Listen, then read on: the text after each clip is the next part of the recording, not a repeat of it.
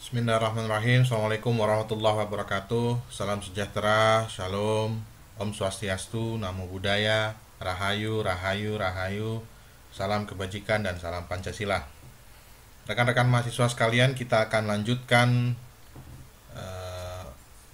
materi pada perkuliahan pendidikan kewarganegaraan, dan materi yang akan kita bahas kali ini adalah konstitusi. Di video ini kita akan bahas mengenai apa sih yang dimaksud dengan konstitusi dan apa fungsi dari konstitusi. Nanti ada video kedua yang bisa Anda simak yang akan membahas mengenai apa saja isi konstitusi, ya. Apa saja sih yang diatur di konstitusi, dan konstitusi Indonesia itu disebut apa, gitu. Dan bagaimana kemudian sikap warga negara terhadap konstitusi. Itu yang akan dibahas di video yang kedua. Video yang pertama ini kita akan bahas mengenai pengertian dan fungsi konstitusi. Inilah yang akan kita bahas. Ini di video ini yang akan kita bahas adalah nomor 1 dan 2, apa itu konstitusi dan mengapa sistem setiap negara memerlukan konstitusi, atau apa fungsi konstitusi. Intinya itu. Saya ingin mengawali ini dengan menunjukkan sebuah gambar. Ya, saya pikir teman-teman paham ini gambar apa. Ini adalah gambar bis. Kalau kita ibaratkan bis ini adalah sebuah negara yang berjalan dengan tujuan tertentu. Bis ini diciptakan, dibuat untuk mencapai tujuan tertentu. Begitu juga dengan negara. Negara ini dibuat, didirikan itu dengan tujuan tertentu. Ada tujuan yang ingin dicapai dari sebuah negara. Bis ini juga begitu. Bis ini punya tujuan. Kemana dia akan melaju?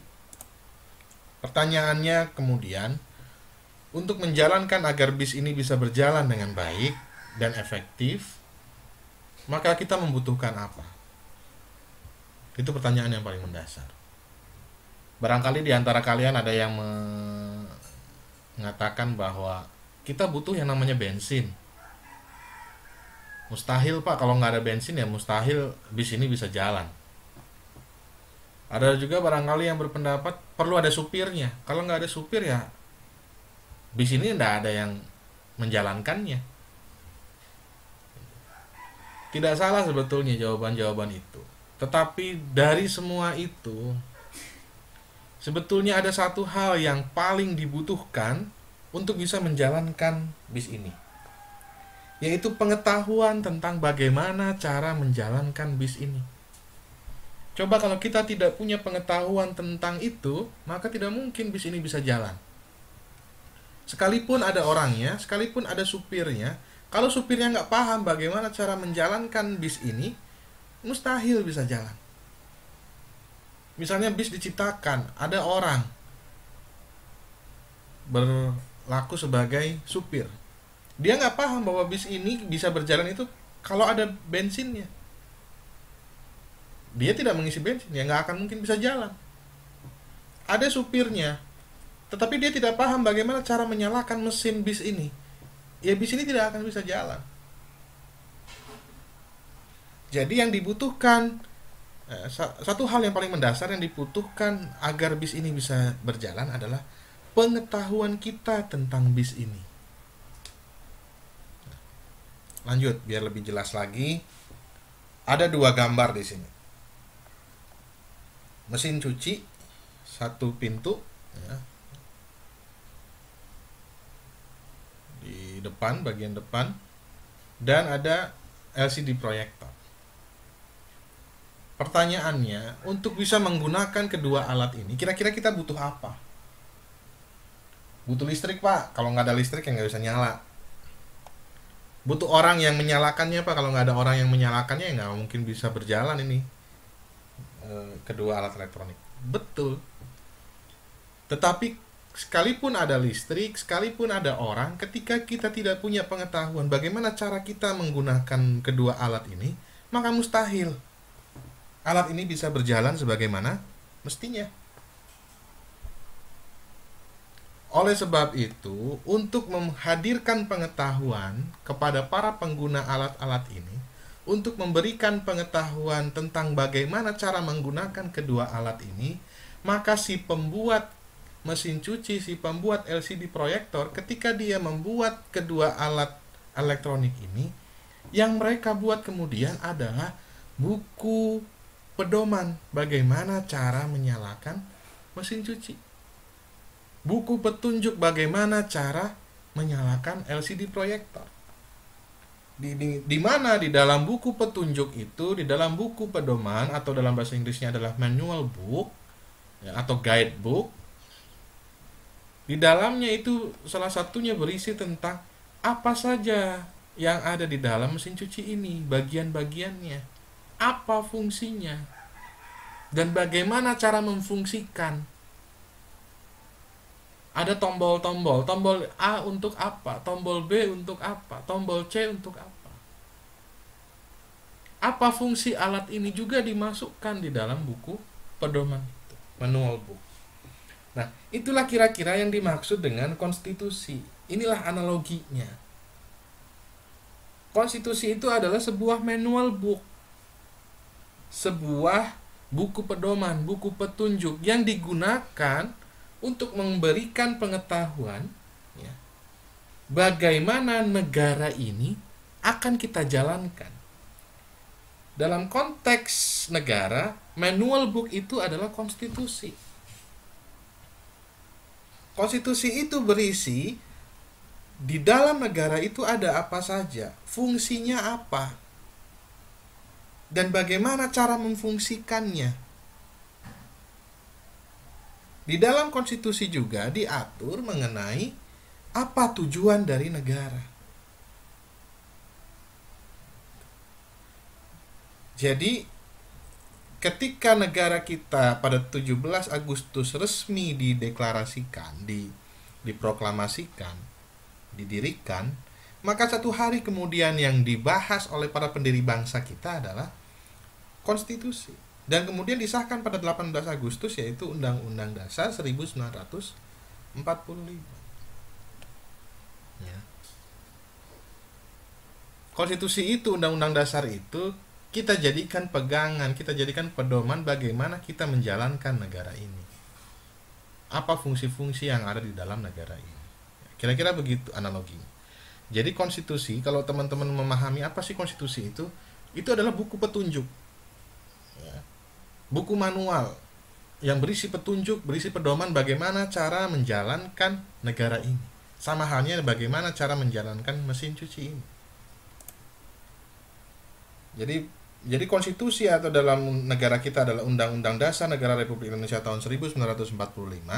Dia menjadi buku pedoman atau buku petunjuk bagaimana cara menyelenggarakan kehidupan bernegara. Dalam tataran teori, konstitusi secara literal berasal dari bahasa Perancis constituer, yang berarti membentuk. Dalam konteks ketatanegaraan, konstitusi dimaksudkan dengan upaya pembentukan suatu negara atau menyusun dan menyatakan sebuah negara. Konstitusi juga bisa diartikan sebagai peraturan dasar, aturan dasar, hukum dasar, atau hukum yang paling awal mengenai pembentukan negara, yang dijadikan pegangan atau pedoman dalam penyelenggaraan negara, yang memuat aturan-aturan pokok atau fundamental mengenai sendi-sendi yang diperlukan untuk berdirinya suatu negara.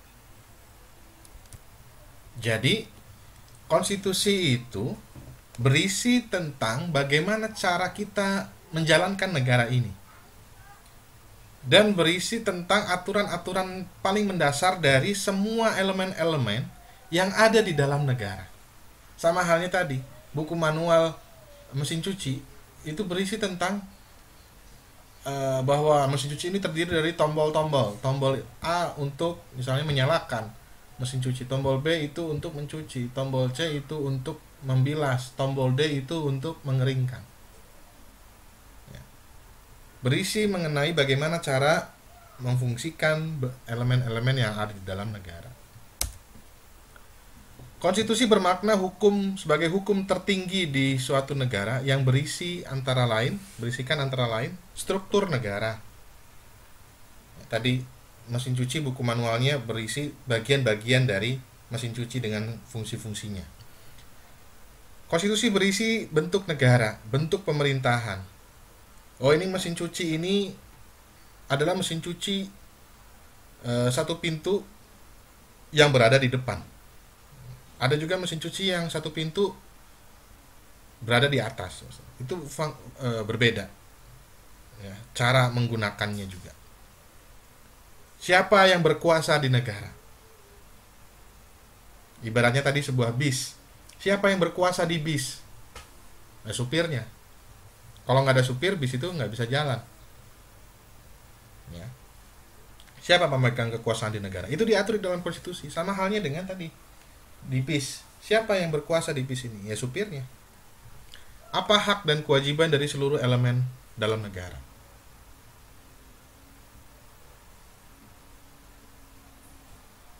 Penumpang punya hak apa? Supir punya hak apa? Penumpang punya kewajiban apa? Supir punya kewajiban apa? Itu semua diatur di dalam konstitusi kalau dalam konteks negara. Rakyat punya hak apa? Pemimpin punya kewajiban apa? Pemimpin punya hak apa? Rakyat punya kewajiban apa? Itulah yang kemudian diatur di dalam konstitusi dalam konteks negara. Dalam konteks tadi bis misalnya, ya penumpang itu nggak boleh ngapain, penumpang itu harus ngapain, supir itu nggak boleh ngapain, supir itu nggak boleh mabuk ketika mengendarai bis. Itu batasan-batasan. Ada pengaturan mengenai hak dan kewajiban. Singkatnya, bahwa konstitusi itu adalah sebetulnya hukum dasar dari suatu negara. Hukum yang paling mendasar, hukum yang paling tinggi. Fungsi konstitusi. Untuk apa setiap negara butuh konstitusi? Yaitu sebetulnya untuk mewujudkan suatu negara yang baik. Untuk mewujudkan suatu negara yang baik, maka penyelenggaraan kehidupan bernegara itu perlu diatur dan dituangkan dalam sebuah konstitusi. Sebab tanpa aturan, maka penyelenggaraan bernegara bisa cenderung disalahgunakan. Tanpa aturan main bagaimana cara menyetir yang baik, maka si supir itu akan menyelenggarakan kegiatan menyupir bis itu dengan cara sewenang-wenang. Yang seharusnya tujuannya ke kota A, dia simpangkan tujuannya ke kuburan misalnya, karena tabrakan dan mati semua. Ya, jadi konstitusi itu berisi tentang bagaimana cara kita menyelenggarakan negara dan sebagai aturan yang membatasi agar penyelenggaraan bernegara tidak cenderung disalahgunakan. Konstitusi berfungsi sebagai landasan konstitusionalisme.